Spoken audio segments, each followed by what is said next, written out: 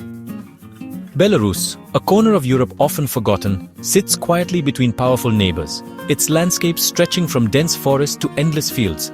Yet, this land is shrouded in mystery and painted darkly by headlines, its true nature obscured by layers of rumor and speculation.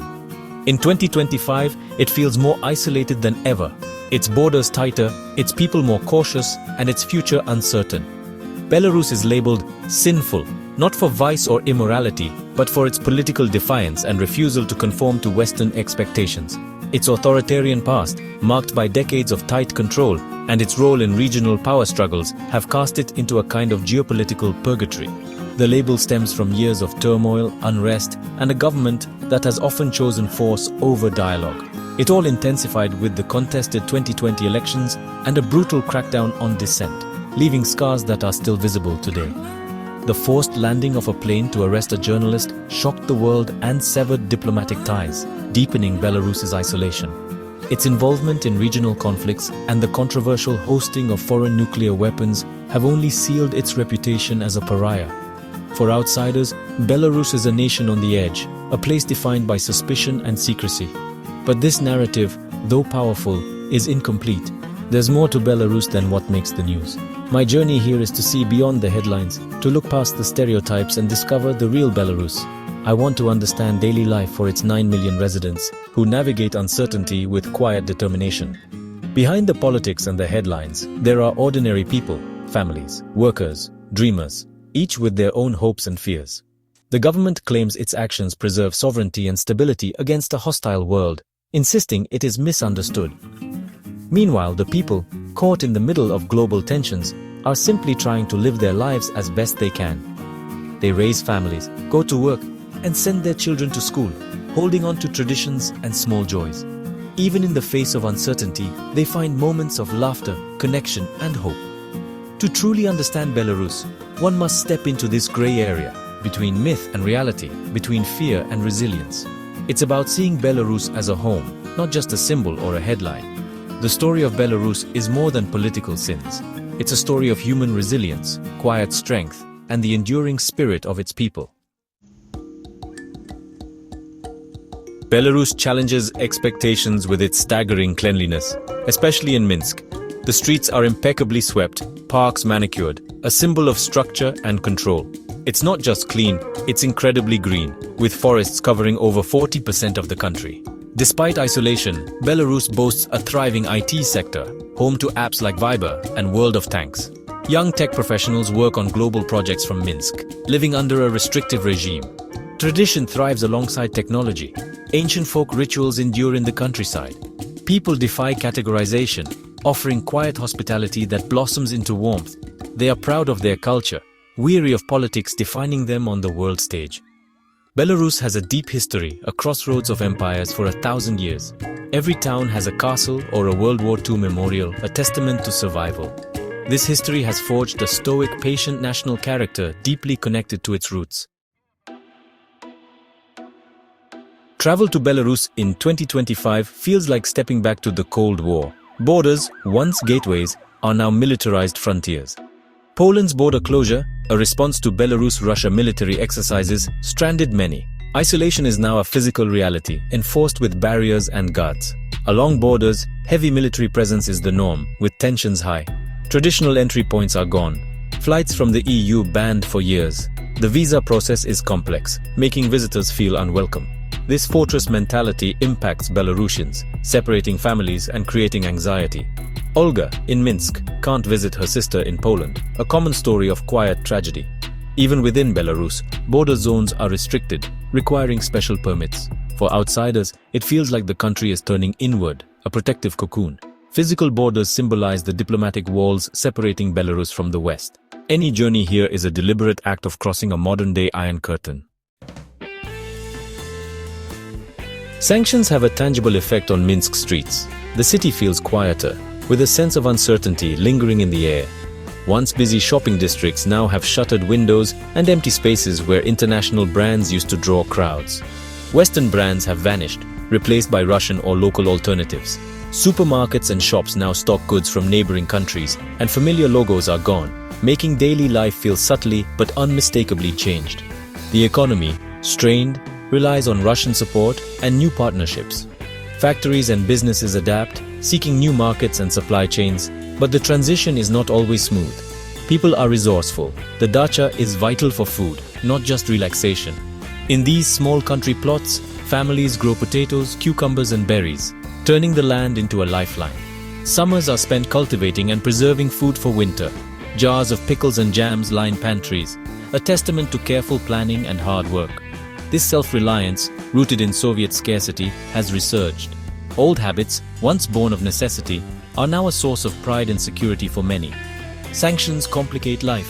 Spare parts for Western cars are scarce. Mechanics improvise, and car owners trade tips on keeping vehicles running with whatever parts they can find. International banking is difficult, limiting travel and study abroad. Young people feel the weight of isolation as opportunities to connect with the wider world shrink. Yet, life continues. Cafes are full and people find joy in small things. Laughter and conversation fill the air, a reminder that community endures even in hard times. Resilience is a powerful force. People refuse to let politics destroy personal lives. They gather, celebrate and support each other, finding hope in togetherness. Victor, a retired teacher, embodies this spirit. They can sanction the government, but not my soul. His words echo the quiet defiance found in many homes. He will plant his garden, read, and teach his grandchildren. For Victor, these simple acts are a form of resistance and hope for the future. Belarusians have survived worse, with patience and strength. Their history is filled with hardship, but also with perseverance and quiet courage. This sentiment captures the enduring spirit beneath political and economic hardship. It is a spirit that binds families and neighbors together. It's a quiet determination to live fully despite challenges. Each day, people choose to move forward, to adapt, and to hope. The Belarusian spirit endures, quietly and stubbornly, rooted in the land and in the hearts of its people. Minsk is a city of contradictions, where Soviet ghosts meet modern dreams. Rebuilt post-War II, its architecture is imposing, a reminder of Soviet ideology. Yet, off Grand Avenues, a vibrant youthful energy emerges. Trendy cafes, craft beer bars, and co-working spaces thrive. This younger Belarus feels culturally European, connected through the internet. The Trinity suburb, a restored historic quarter, offers a glimpse of pre-Soviet Minsk. It's a popular spot for locals, artists, and couples, a cherished connection to the past. Minsk's duality creates a unique urban experience, balancing history and future. The city is caught between authoritarian control and a yearning for openness. It's a metaphor for Belarus itself, between its monumental past and hopeful future. To understand Belarus, venture into its vast green heartland. The countryside is the nation's soul, a landscape of forests, lakes and villages.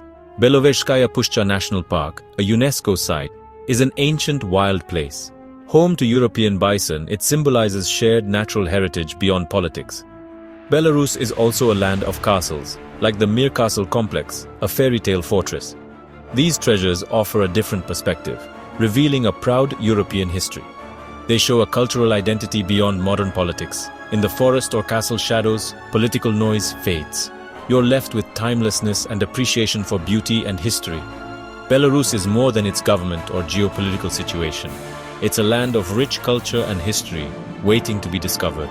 A reminder that a nation is always more than its current state. Belarusian cuisine tells a story of land, history, and resilience. Hearty and satisfying, it relies on ingredients for long winters. The potato is king, with over 300 dishes, including the famous draniki. Draniki are a cultural institution, a symbol of hospitality. Beyond potatoes, there's machanka, kolduni, and refreshing cold soups. Foraging is a national pastime, connecting people to their environment. Wild mushrooms and berries are central to the cuisine. In Minsk, chefs reinterpret traditional flavors, blending old and new. This culinary movement mirrors the country's cultural dynamic. Sharing a meal here is tasting the essence of Belarus, hearty and warm. It's a connection to tradition and a look to the future. Belarusian food is a testament to resilience and cultural pride, a delicious journey through a nation's heart and soul. To truly feel a nation's pulse, you must listen to its people, to the stories that echo through its streets and squares. In Belarus, conversations are often hushed, yet they reveal a world of worries, hopes, and dreams that linger just beneath the surface. Years of political turmoil have left their mark, creating a sense of emotional exhaustion and uncertainty that weighs heavily on daily life. Anya, a university student, dreams of exploring the world but feels her wings clipped by borders and circumstance. She yearns for an open world, feeling disconnected from her aspirations, as if the future she imagined is just out of reach. Her words echo the struggle of a generation caught between the desire for freedom and the reality of their circumstances. Meanwhile, an older man, once a factory worker, values stability above all else, remembering times of hardship and survival.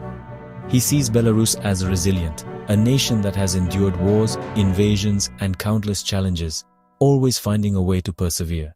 His perspective is shaped by a longing for order and safety, a hope that his grandchildren will grow up in peace. These conversations reveal a society that is far from monolithic, where every voice adds a new shade to the national portrait. There is no single Belarusian opinion, but rather a tapestry of views, woven from many backgrounds and experiences. Many share a deep love for their homeland, mixed with sadness about its current predicament and uncertainty about the future. They often feel misunderstood by the outside world, painted as villains in a story that is not truly theirs to tell. A young artist pleads, "Tell people we are not our government, we are individuals, each with our own hopes and fears." Belarusians are good people, longing for peace, connection, and a chance to shape their own destinies.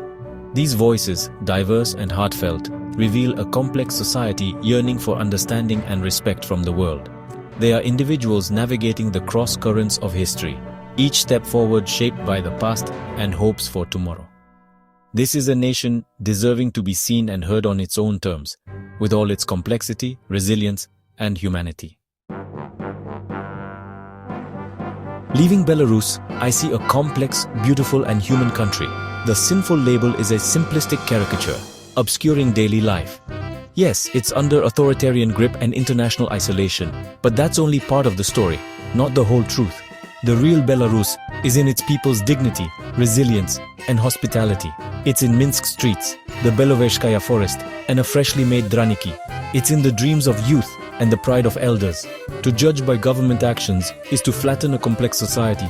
Belarusians are individuals, not political pawns. I urge you to look closer, read beyond headlines, and listen to its voices. In gray areas, we find profound stories of shared humanity. Keep an open mind and keep exploring.